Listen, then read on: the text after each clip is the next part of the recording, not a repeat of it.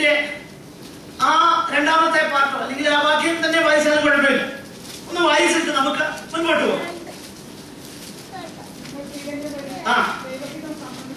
നിങ്ങൾ തികഞ്ഞവരും ദൈവഹിതം സംബന്ധിച്ചൊക്കെ എഗെയിൻ ദൈവഹിതം, അവിടെയും ദൈവഹിതം എന്നുള്ള വാക്കുണ്ട്, ശ്രദ്ധിച്ചോണം, വായിച്ചു.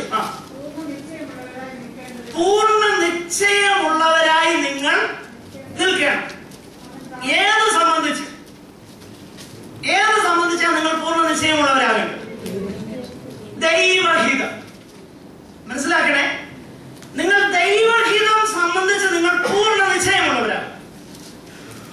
അങ്ങനെ പൂർണ്ണ നിശ്ചയമുള്ളവരാകേണ്ടതിന്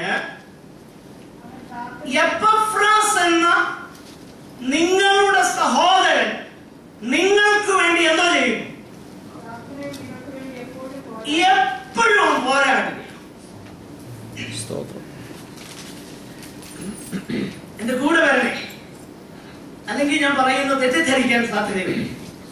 കാരണം ഒരിക്കല് ഒരു സ്ഥലത്ത് ദൈവഹിതത്തെ കുറിച്ചൊക്കെ നാം ദൈവഹിതത്തിന് വേണ്ടി പ്രാർത്ഥിക്കണമെന്നൊക്കെ എനിക്കറിയത്തില്ല, എന്റെ വാക്കുകളിൽ അത് പറയാൻ കഴിയാഞ്ഞത് കൊണ്ടോ എന്തോ അറിയത്തില്ല.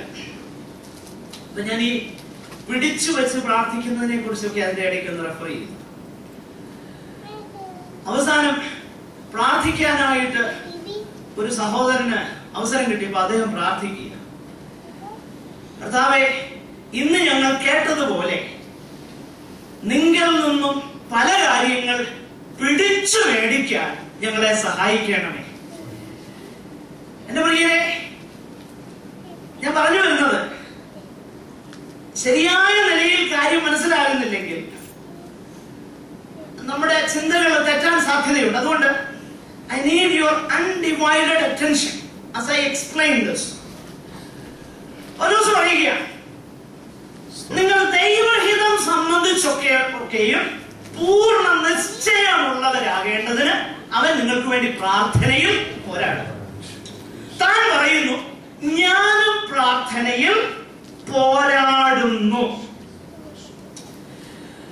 അങ്ങനെയെങ്കിൽ പ്രാർത്ഥനയെ ഒരു സ്ട്രഗിൾ, ഒരു പോരാട്ടമായിട്ട് എന്താ പൗലോസ് ഇങ്ങനെ വിശേഷിപ്പിച്ചേക്കും?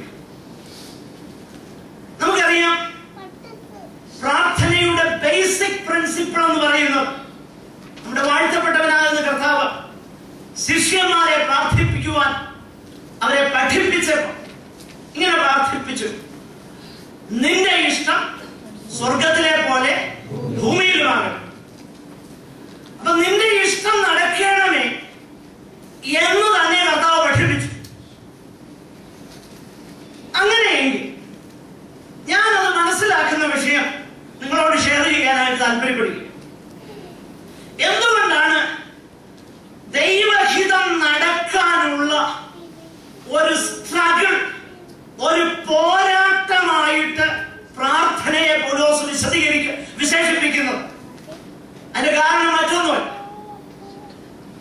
അതിന്റെ കാരണം ഇല്ല, എനിക്കെപ്പോഴും എന്റേതാകുന്ന താല്പര്യങ്ങളുണ്ട്, എന്റെ ആഗ്രഹങ്ങളുണ്ട്, എനിക്ക് ലഭിക്കണമെന്ന് ഞാൻ ശഠിക്കുന്ന ചില കാര്യങ്ങളുണ്ട്,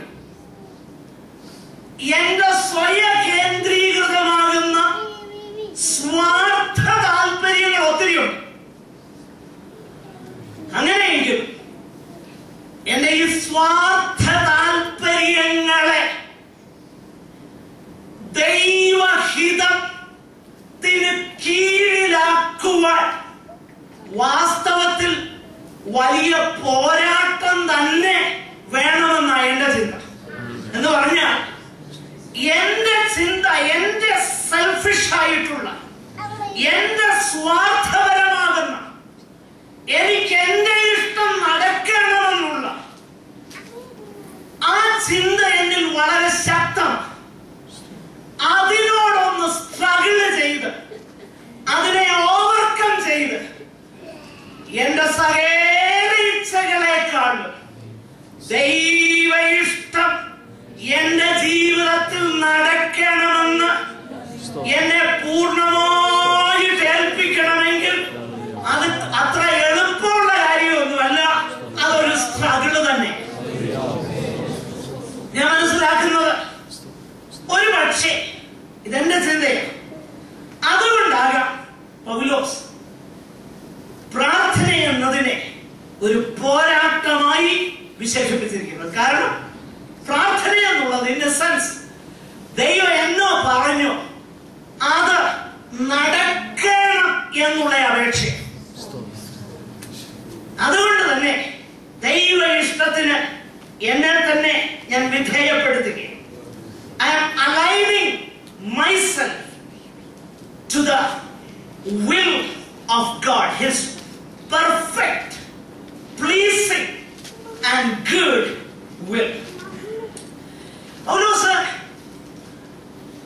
ഇവിടെ അവരോട് പ്രാർത്ഥിപ്പാനായിട്ട് അപേക്ഷിക്കുമ്പോൾ ആ കാര്യം കൂടെ 3 കാര്യം പ്രധാനമായിട്ട് തന്നെ അപേക്ഷിക്കുന്നു. ഞാൻ പറഞ്ഞല്ലോ അത് ബന്ധപ്പെട്ട വിഷയമായതുകൊണ്ട് പെട്ടെന്ന് ഞാൻ പറഞ്ഞു പോകുകയും 3 കാര്യങ്ങളാണ് ഈ 15-ാം അധ്യായം 30-31 വാക്യങ്ങളിൽ റോമിലുള്ളതാകുന്ന വിശുദ്ധന്മാർ തനിക്ക് വേണ്ടി പ്രാർത്ഥിക്കണമെന്ന് താൻ ആവശ്യപ്പെടുന്നു. 1, ഞാൻ ഇപ്പൊ യെരുശലേമിലേക്ക് പോകുകയാണ്.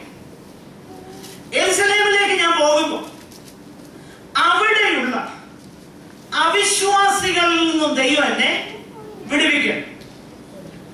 2-ാമത്തെ വിഷയം, ഞാൻ ഇപ്പോൾ കൊണ്ടുപോകുന്ന ജാതികളിൽ നിന്നും യെരുശലേമിലുള്ള വിശുദ്ധന്മാർക്ക് വേണ്ടി ഞാൻ ശേഖരിച്ചതാകുന്ന ഈ ധർമ്മശേഖരം അവർക്ക് പ്രസാദകരമായി തീരണം.